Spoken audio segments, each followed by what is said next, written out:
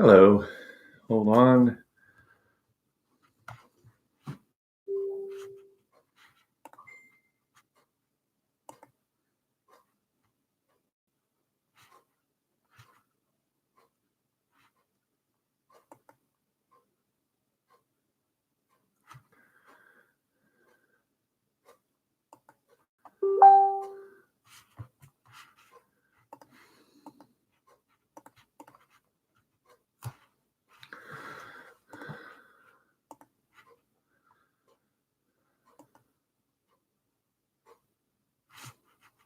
We'll be with you in just a moment.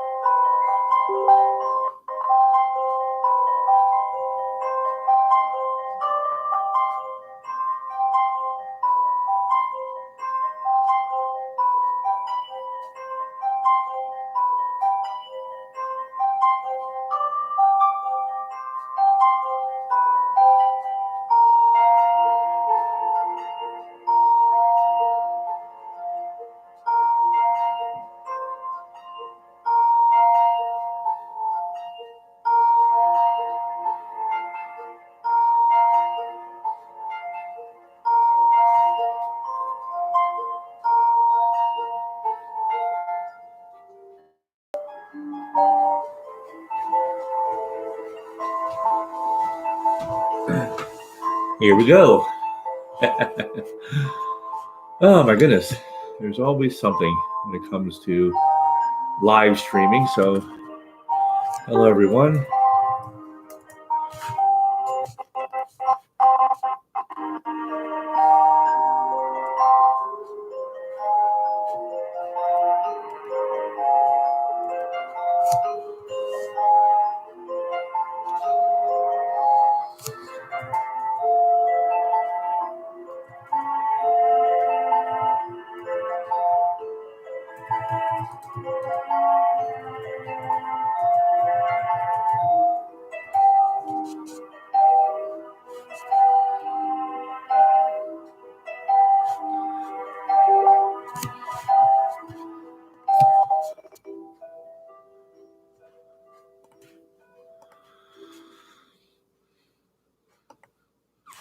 We are live.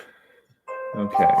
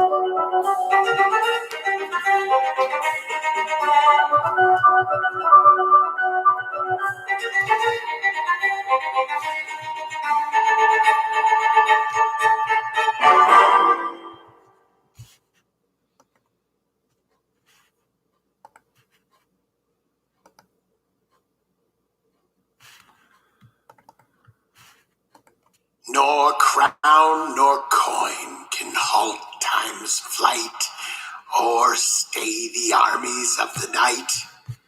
King and villain, lad or lass, all answer to the hourglass.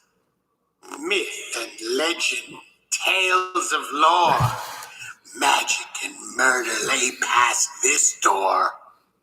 Truth and fiction are both contrary when you join the Haunted Library. Welcome to Vince Wilson's Haunted Library.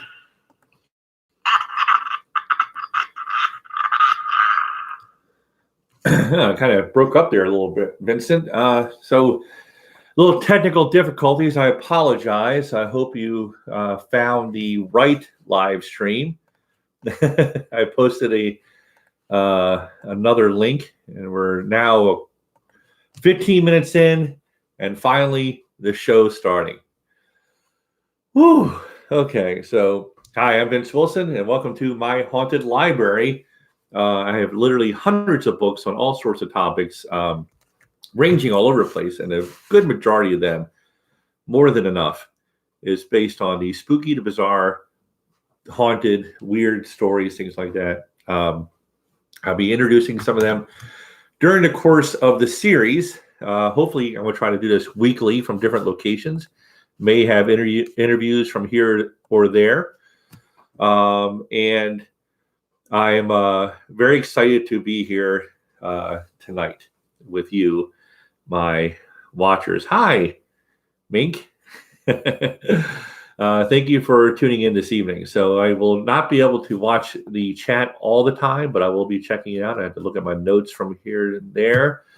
And I did bring some books with me tonight. We're going to go over a few of those when we have the chance. But tonight we'll be talking about the first ghost story.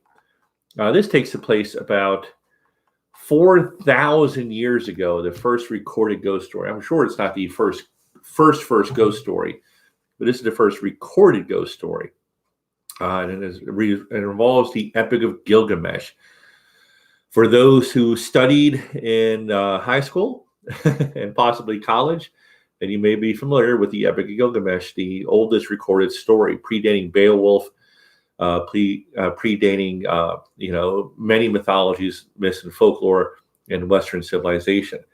So this is the first recorded story that we have of a ghost story, the first haunted house story takes place. Uh, you know,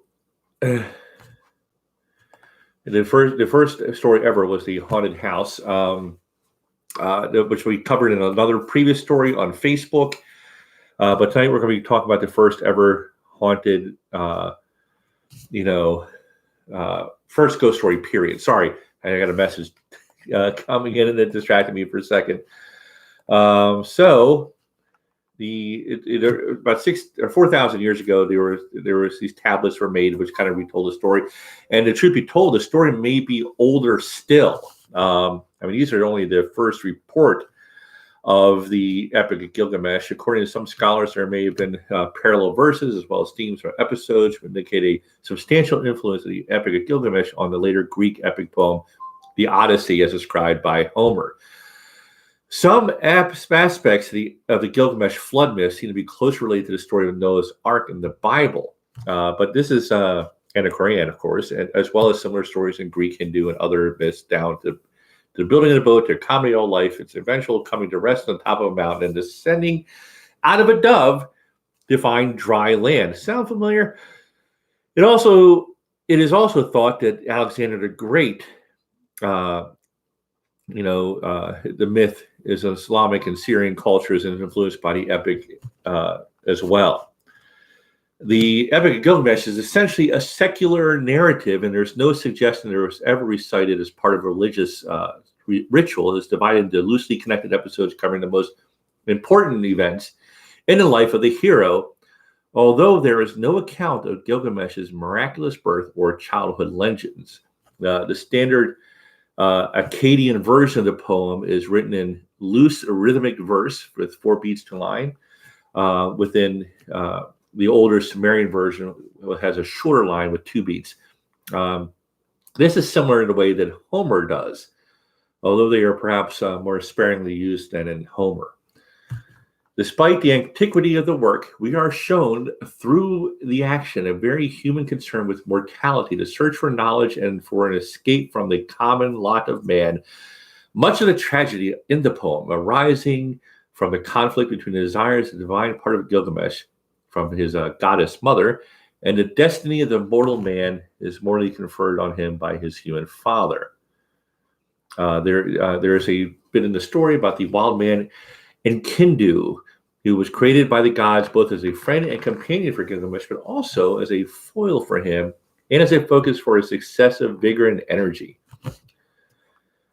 So it's an interesting story. So I'm going to kind of go over a bit of the epic. We're not here for the entire story, but Enkidu goes through a transformation. He starts off as a wild man. A newly civilized Enkidu, though, leaves the wilderness with his consort for the city of Uruk, where he learns to help the local shepherds and trappers in their work. One day, when Gilgamesh himself comes to a wedding party to sleep with the birds, to sleep with the bride, I read that wrong. As his custom, he finds his way blocked by the mighty Enkidu, who opposes Gilgamesh's ego, his treatment of women, and the defamation of the sacred bonds of marriage. Enkidu and Gilgamesh fight each other over, and after a mighty battle, Gilgamesh defeats Enkidu, but breaks off from the fight and spares his life. He also begins to heed what Enkidu has said, and to learn the virtue of mercy and humanity, along with courage and nobility. Both Gilgamesh and Enkidu are transformed for the better through their newfound friendship and many, many lessons to learn from each other. In time, they begin to see each other as brothers and become inseparable. Years later, bored with the peaceful life in Uruk, and wanting to make an everlasting name for himself, Gilgamesh proposes to travel to the sacred cedar forest to cut some great trees and kill the guardian, the demon Humbaba. Enkidu objects to the plan, as the cedar forest is sacred realm of the gods and not meant for mortals. But neither Enkidu nor the council of elders of Uruk can convince Gilgamesh not to go. Gilgamesh's mother also complains about the quest, but he eventually gives in and asks the sun god Shamash for his support. She also gives Enkidu some advice and adopts him as her second son. On the way to the cedar forest, Gilgamesh has some bad dreams, but each time a Kindu manages to explain away the dreams as good omens, and he encourages and urges Gilgamesh on what will become afraid, a fearful task. Finally, the two heroes confront Humbaba, the demon ogre guardian of the sacred trees, and a great battle commences. Gilgamesh offers the monster his own sisters and wives and concubines in order to distract it into giving away his 7 layers of armor. And finally, with the help of the wind sent by the sun god Shamash, Humbaba is defeated. Humbaba. The monster begs Gilgamesh for his life. I need some more coffee. Gilgamesh at first pities the creature, despite Kindu's practical advice to kill the beast. Humbaba then curses them both, and Gilgamesh finally puts an end to it. The two heroes cut down a huge cedar tree, and Kindu uses to make a massive door for the gods, which he floats down the river.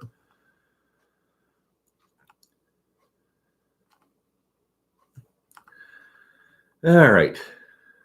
The city of Uruk celebrates the great victory by Kindu and Gilgamesh, but Kindu has a bad dream in which the gods decide to punish Kindu himself for the killing of the bull of heaven and Humbaba. I skipped that part, the bull of heaven part. Very interesting. Check it out. Google it. It's very fascinating, but we had to get to the ghost story. He curses the door he made for the gods, and he curses the trapper he met, the harlot he loved, and the very day that he became human. However, he regrets his curses when Shamash speaks from heaven and points out how unfair Enkidu is being. He also points out that Gilgamesh will become but a shadow of his former self if Enkidu were to die. Nevertheless, the curse takes hold, and day after day, Enkidu becomes more and more ill. As he dies, he describes his descent into the horrific dark underworld, where the dead wear feathers like birds and eat clay. It's an interesting choice. That's not a great afterlife. Is that heaven or hell? You got to wonder about that. I mean, you wear feathers. That's not so bad. It depends on how they're applied. I mean, is it like a headdress?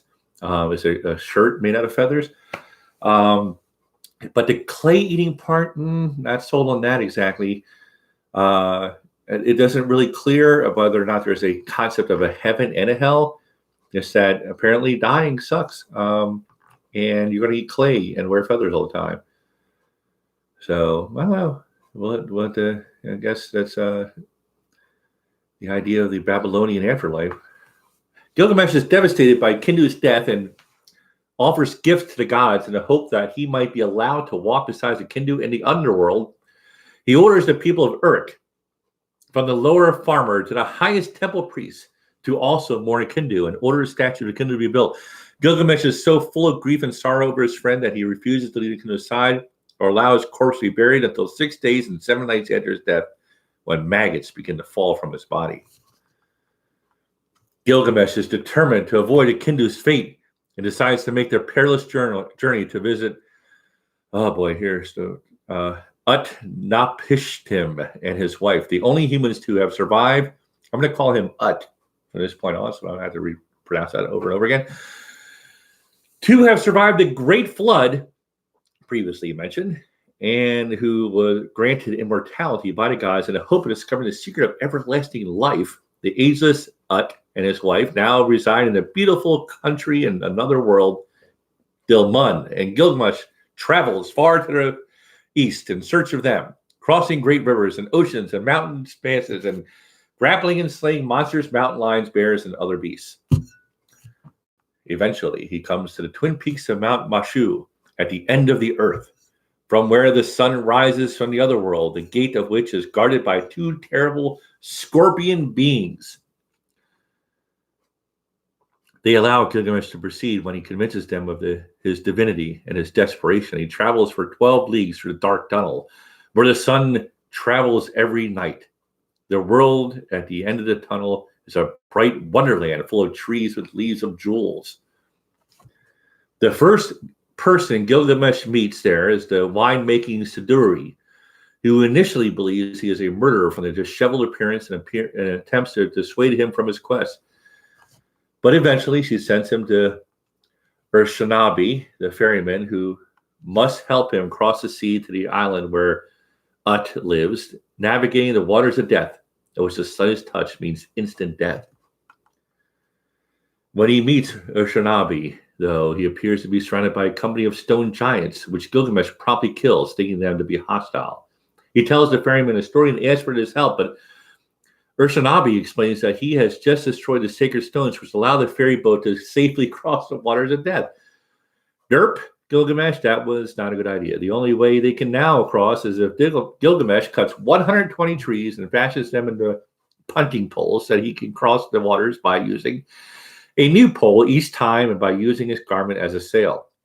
Wow. Okay, this is obviously some inspiration for Hercules later on. Finally, they reach the island of Dilmun, and when Ut sees that there is someone else in the boat, he asks Gilgamesh who he is. Gilgamesh tells him his story and asks for help, but Ut reprimands him because he knows that fighting the fate of humans is futile and ruins the joy in life. Gilgamesh demands of Ut in what way their two situations differ, and Ut tells him the story of how he survived the Great Flood.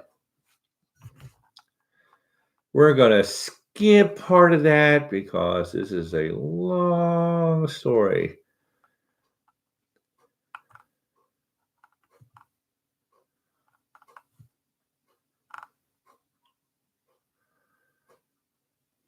The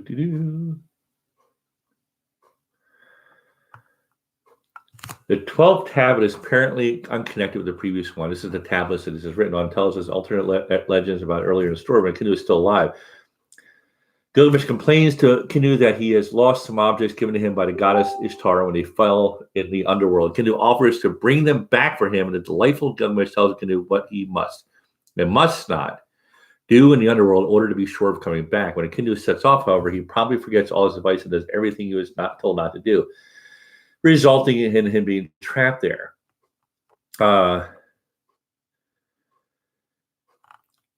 But Gilgamesh does eventually run into a Kindu again. He mourns his loss severely and asked him, what's it like in the underworld? A Kindu is hesitant to respond. And he doesn't tell Gilgamesh anything, just sitting there remaining silent. Gilgamesh, upset, but wiser for the journey, returns to life, leaving the underworld, and dies a mortal death. It's a long way of getting there. But the Epic of Gilgamesh is their first recorded ghost story, although it can be argued that a Kindu really was more of a spirit already in the afterlife. In some versions of the story, Kindu does actually leave the underworld and appears in the land of the living after Gilgamesh's epic journey.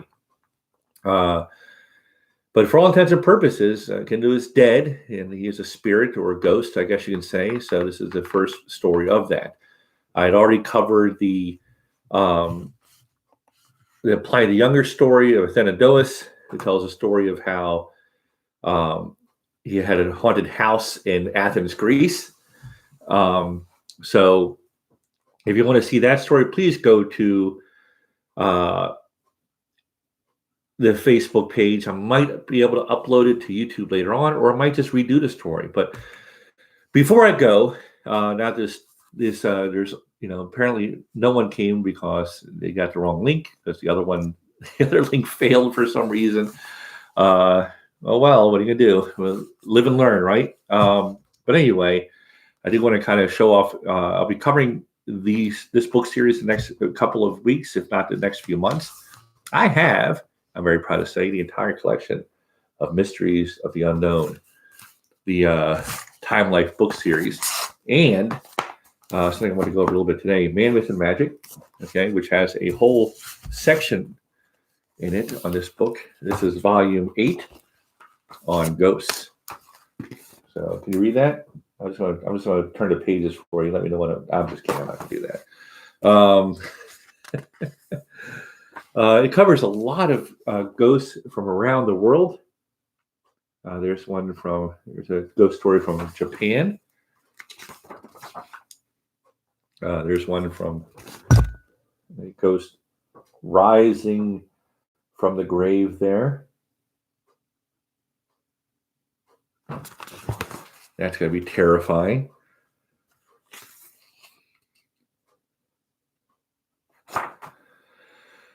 And there's some famous spirit photographs. That's a very famous one right there. That is the, let's see if I remember what this is. I think it does mention it.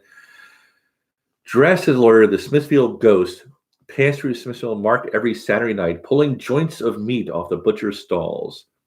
17th century woodcut from a century woodcut. Let's see. A photograph taken by the Vicar of Newby Church in Yorkshire reveals a cowled figure standing in the right of the altar. Photographic laboratories have confirmed that the film has not been interfered with in any way. Below left, ghosts have been thought to be as fearsome and malevolent. There's a, I guess that is a fearsome and malevolent spirit right there. Okay. Film. Light photograph of a ghost light taken in 1907 at Basis Zoological Gardens in Switzerland. Apparently that's a ghost light. So I hesitate to show that because inevitably someone's going to look at that and say, oh, look, Vince, in 1907, they had orbs. We know orbs are ghosts, right? No, orbs are not ghosts. It's dust. That's probably what that is, too. Not a total forgery. Sorry to burst your bubble. But I'll be going over some of these books in the next few weeks. I just wanted to kind of count the Epic of Gilgamesh, get that out of the way. That's the first ever ghost story. Look, I encourage you to look that up, find a better version than I read to you tonight. I want to kind of go over also what's coming up next. So this weekend, I will be in Baltimore. Friday, I'll be doing a ghost hunt there. And on Saturday, Michael Furr is going to be at Poe's Comedy Cabaret. You can see the LBGT comedy of Michael Furr at Poe's Magic, or actually Poe's Comedy Cabaret. Oh, that's a nice little ghost there. Mink. Orbs. No orbs. Please, no orbs. Anyway, you'll be see Michael this Saturday at Poe's Comedy Cabaret at the Lord Baltimore Hotel in Baltimore City. I encourage you to check it out. Make sure you're there. He's hilarious, and he'll be performing there from 8:30 till 9:30. Also there, Sandy Bernstein will be hosting the event, and I'll be there saying hi to everyone. So I hope to see you there this Saturday night. There are still tickets for the Ghost Hunt this Friday. Please sign up soon. I hope to see you there for that. And I will be trying to broadcast on a more regular basis with the Haunted Library, and I encourage you to please subscribe to the channel, hit the bell so you're notified every time a new episode premieres. So subscribe below.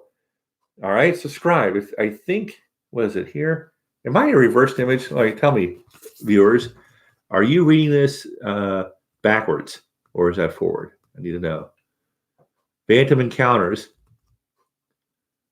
So yeah, this is my first time streaming to YouTube. So to say, Vince, that is forward or backwards. Mink, hello? I guess there's a delay in the broadcast. That's in case I, broadcast without my pants on. I can make time to, forward. Okay, so you can read it. All right, good. So I'll be broadcasting live on a semi-regular basis. I'm going to try to bring you Mysteries of the Unknown, Time Life books. So I'm thinking, if I remember this correctly, there is a delay. Yep, remember this correctly. So make sure you ring the bell here. Is this right? The bell's here. Ring the bell here, actually. Okay, ring the bell right there and subscribe here. Make sure you hit that subscription button so that you know when to watch new episodes. All right. As for now, I'm sorry the first one kind of went a little wonky, but we will do better to make sure it doesn't happen. And next time, also, I will shut my phone off so you don't hear it ringing in the background. Thank you, everyone, for tuning in tonight. Watch everything I do here And on Facebook, Twitter, Instagram, Pose Magic is where I'll be broadcasting most of my stuff. Oh yeah, we're if you're in Baltimore, please for our at ghosttech.com. Check that out. And for now, I'll be letting you go. And it's time for me to end this show. Good night, everyone.